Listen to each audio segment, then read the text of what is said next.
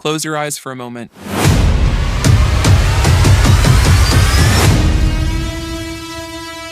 It's the year 1948, a peaceful Palestinian village. Olive trees sway gently, children are playing, and the air is filled with the aroma of freshly baked bread. Then suddenly, gunfire erupts. Houses burst into flames. People run barefoot into the darkness. And from the radio, a voice declares, "The state of Israel has been established." For some, this was freedom, but for the Palestinians, it was the last day of their homeland. And in the middle of it all stood one man, David Ben-Gurion. Some call him the founding father of Israel, but for the Palestinians, he was the man who destroyed everything they had. David Ben-Gurion was born in 1886 in Poland. To him, Palestine wasn't a living land. It was a promised land waiting to be claimed. When he arrived in Ottoman Palestine in 1906, he didn't see the villages and communities that had existed for centuries. He saw a land without a people. That phrase, a land without a people for a people without a land, would go on to change millions of lives. He built settlements,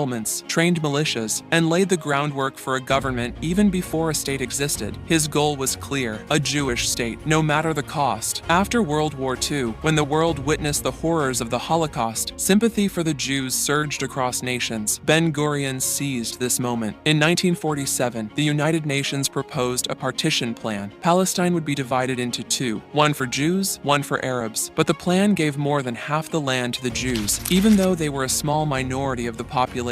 The Palestinians objected. They said, "We didn't commit these crimes. Why should we lose our land?" Ben-Gurion accepted the plan, but in his heart, he was thinking something else. He told his comrades, "The borders will not be determined by maps, but by power." On May 14th, 1948, Ben-Gurion declared the establishment of Israel. The very next day, war broke out. Deir Yassin, Lydda, Tantura, names that are still remembered in sorrow. Thousands of Palestinians were killed. Hundreds of thousands fled their homes. Over 700,000 people became refugees. They thought they would return in a few days, but that day never came. For Jews, it was independence. For Palestinians, it was Nakba, the catastrophe. Ben-Gurion said it was necessary. Without it, Israel would not exist. After the war, Ben-Gurion became Israel's first prime minister. He built a nation, its institutions, army, and settlements. But as Israel thrived, Palestinians languished in refugee camps, stateless, voiceless. He never looked back. When asked, "Will you let those people return?" he coldly replied, "No, we cannot." A new country was born, but another was erased. Today, schools, airports, and statues in Israel bear Ben-Gurion's name, but for Palestinians, that name remains a curse, a reminder of the night their grandparents left their homes, and the keys still hang around their descendants' necks. So, who was Ben-Gurion? To the Jews, he was a hero, the man who gave his people a homeland. To the Palestinians, he was the architect of their loss. Maybe history is never simple. Maybe it's written in the ashes of villages and in the tears of those the world has forgotten. Every nation is born with a shadow, and for Palestine, that shadow still lives on, waiting for the day the world finally sees it.